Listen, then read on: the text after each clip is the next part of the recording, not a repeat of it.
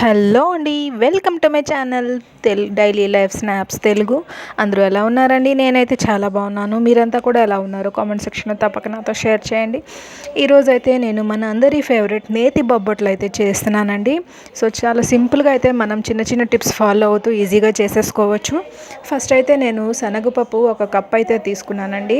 ఏ కప్పుతో అయితే శనగపప్పు తీసుకున్నామో అదే కప్పు బెల్లం తురుము కూడా నేను తీసుకున్నానండి. సో 2 కూడా ఈక్వల్ క్వాంటిటీలో తీసుకోవాలి, శనగపప్పు అండ్ బెల్లము. సో శనగపప్పును అయితే 2-3 సార్లు చక్కగా వాష్ అయితే చేసుకొని కుక్కర్లో అయితే ఒక 4 విజిల్స్ రానిచ్చుకున్నానండి. శనగపప్పు మెత్తగా ఉడికిన తర్వాత నేనైతే పప్పు గుత్తితో మెదపడానికి అయితే ట్రై చేశాను. సో మెత్తగా అయితే కాలేదని చెప్పి నేనైతే మిక్సీ జార్లో వేసి మెత్తగా అయితే నేను మిక్సీ పట్టుకున్నానండి, పేస్ట్ లాగా. సో అందులో నేను బెల్లాన్ని కరిగించి శనగపప్పు పేస్ట్లో అయితే వేసుకొని జల్లెడైతే పట్టుకోవాలండి. బెల్లంలో కనుక ఏమైనా చిన్న చిన్న మట్టి పిల్లలు అటువంటివి ఏమైనా ఉంటే స్ట్రైనర్లో అయితే ఉండిపోతాయి. సో అందుకని నేను జల్లెడలో అయితే వేసుకున్నానండి. సో బెల్లం అయితే కలిపిన తర్వాత స్టవ్ మీద పెట్టి దగ్గరికి అయ్యేంత వరకు ఉడికించుకోవాలండి. ఇలా శనగపప్పుని ఇలా ఉడికించుకునడం వల్ల మనకి బొబ్బట్లు అయితే ఒక 3-4 డేస్ అయితే నిలువ ఉంటాయి. సో తర్వాత ఆ మిశ్రమం దగ్గర పెట్టిన తర్వాత చల్లారడానికి అయితే పక్కన పెట్టేసి నేను పిండి అయితే కలుపుకుంటున్నానండి. ఇక్కడ నేను మైదా పిండి అయితే తీసుకున్నాను. మీకు హెల్తీగా చేసుకోవాలని ఉంటే మైదా పిండి ప్లేస్లో గోధుమ పిండి అయినా తీసుకొని చేసుకోవచ్చండి. సో మైదా పిండితో అయితే టేస్ట్ బాగుంటుంది. ఇక్కడైతే మైదా పిండి కూడా 1 కప్ అయితే తీసుకున్నానండి. ఏ కప్పుతో అయితే శనగపప్పు అలాగే బెల్లము తీసుకున్నానో అదే కప్పుతో మైదా పిండి అయితే తీసుకున్నాను. ఫస్ట్ అయితే కొంచెం వాటర్ వేసి మామూలుగా అయితే నేను చపాతీ పిండిలా కలిపి తర్వాత నేను కొంచెంగా ఆయిల్ అయితే వేసుకొని చాలా సాఫ్ట్గా అయితే పిండిని కలుపుకున్నానండి. సో ఇలా కొంచెంగా ఆయిల్ వేసుకుంటా స్మూత్గా అయితే అవుతుందండి ఆయిల్ వేసుకుంటూ కలుపుకుంటే. సో నేను ఇక్కడ మొత్తం పిండి కలపడానికి టోటల్లీ ఒక 10 టేబుల్ స్పూన్స్ ఆయిల్ అయితే యూస్ చేశాను. సో ఇలా చాలా సాఫ్ట్గా అయితే కలుపుకొని పైనుంచి అయితే నేను మళ్ళీ ఒక 3 టేబుల్ స్పూన్స్ ఆయిల్ అయితే వేసుకున్నాను.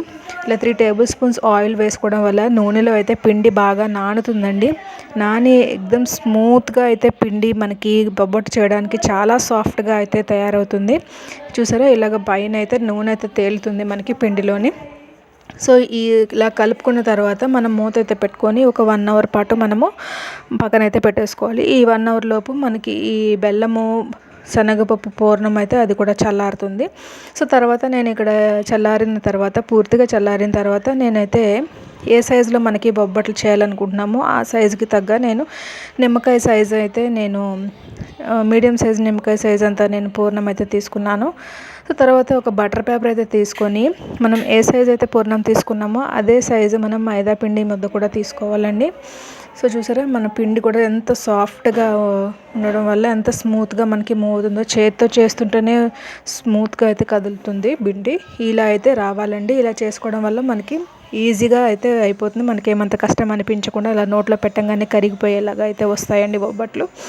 సో చూసారా, ఇలాగా చేత్తోనే చేసేసి నేను పెనాన్ని అయితే వేడి చేసుకున్నానండి. మీడియం ఫ్లేమ్లోనే పెట్టి చేసుకోవాలండి. ఇలా ఒక పక్క కాలుస్తూ ఉంటే మనము మరో పక్కన మనము ఈజీగా చేసేసుకోవచ్చు. ఇలా నేను ఇక్కడ బటర్ పేపర్ యూస్ చేశాను. బటర్ పేపర్ ప్లేస్లో మనము అరిటాకునైనా వాడుకోవచ్చండి.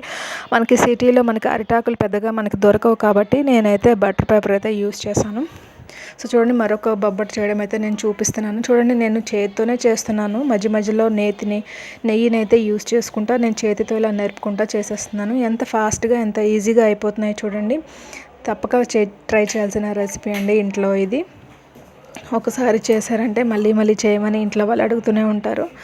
సో మనం ఎక్కడ వాటర్ అయితే వాడలేదు కాబట్టి మనకి 3-4 డేస్ అయితే ఈజీగా నిల్వ ఉంటాయి.